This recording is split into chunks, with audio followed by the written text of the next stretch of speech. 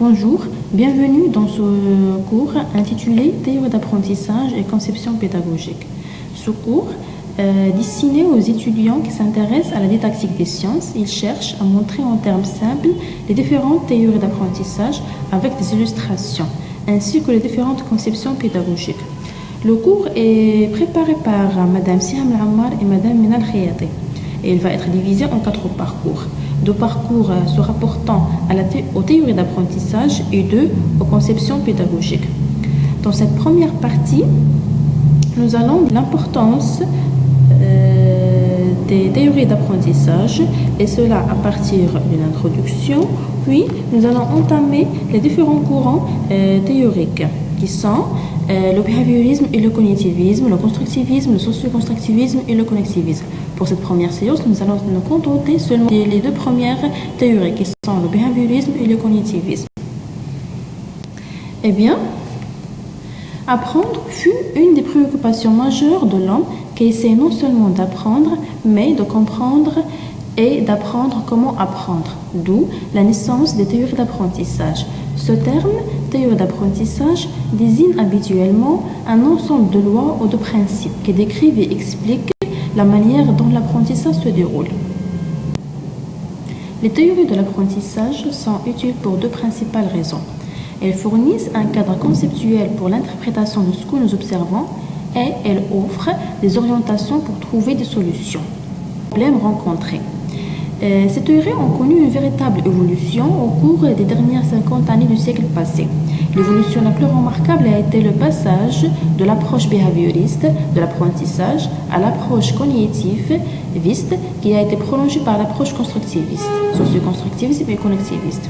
Cette évolution porte à la fois sur les finalités de l'apprentissage, sur le rôle de l'apprenant, sur le rôle de l'enseignant et sur le rôle du processus cognitif interne du cerveau. Nous allons parler du courant behavioriste.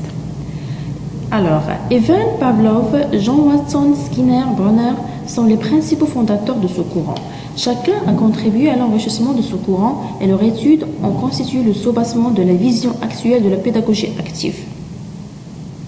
Le behaviorisme est une théorie de l'apprentissage qui s'intéresse à l'étude des comportements observables sans faire appel à des mécanismes internes au cerveau ou à des processus mentaux non directement observables. Cette théorie définit l'apprentissage comme un processus de modification de comportement par l'établissement et le renforcement de nouvelles associations entre des stimuli et des réponses.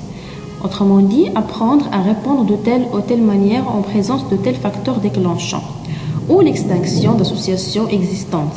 Autrement dit, apprendre à ne plus réagir de telle ou telle manière en présence de tels stimuli. Elle est donc individualisée par stimulation, entraînement, renforcement des réponses positives, motivation, pratique répétée pour augmenter la performance et renforcement des réponses positives. Comme vous voyez dans ce schéma, l'enseignant découpe le savoir en petites unités. L'apprentissage se fait par paliers successifs jusqu'à atteindre le total et l'apprenant n'a qu'à observer et mémoriser. Ce schéma illustre la technique utilisée par le professeur. Il s'agit des exercices répétés dans le but d'atteindre des objectifs bien définis, et cela grâce à un conditionnement qui est positif. Maintenant, passons au courant cognitiviste.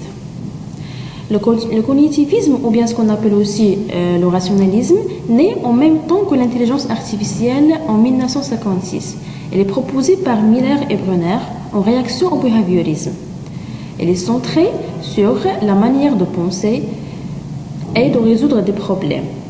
L'apprentissage ne peut être limité à un enregistrement conditionné, mais doit plutôt être envisagé comme nécessitant un traitement complexe de l'information reçue. Ainsi, la mémoire possède une structure propre qui implique l'organisation de l'information et le recours à des stratégies pour gérer cette organisation. Pour la psychologie cognitive, elle considère qu'il y a fondamentalement 3 grandes catégories de connaissances. Les connaissances déclaratives, il s'agit de faits, de règles, de lois, et c'est tout ce qui peut être appris par cœur. On a aussi les connaissances procédurales. Elles concernent la réalisation concrète d'une action et les procédures à suivre. Et enfin, les connaissances conditionnelles, qu'on appelle aussi connaissances stratégiques, elles concernent le moment ou le contexte dans lequel une procédure peut être effectuée. Les connaissances déclaratives répondent en effet au quoi, les connaissances procédurales au comment et les connaissances conditionnelles au quand et au pourquoi. Cette psychologie cognitive, elle invite l'enseignant à développer des stratégies différentes pour faciliter l'intégration de chacune d'elles, parce qu'elles sont représentées différemment dans la mémoire. Ainsi, pour fin notre première séance, je vous invite à consulter le quiz et rendez-vous au deuxième parcours, durant lequel nous allons traiter les 3 théories d'apprentissage qui restent. Et merci pour votre attention.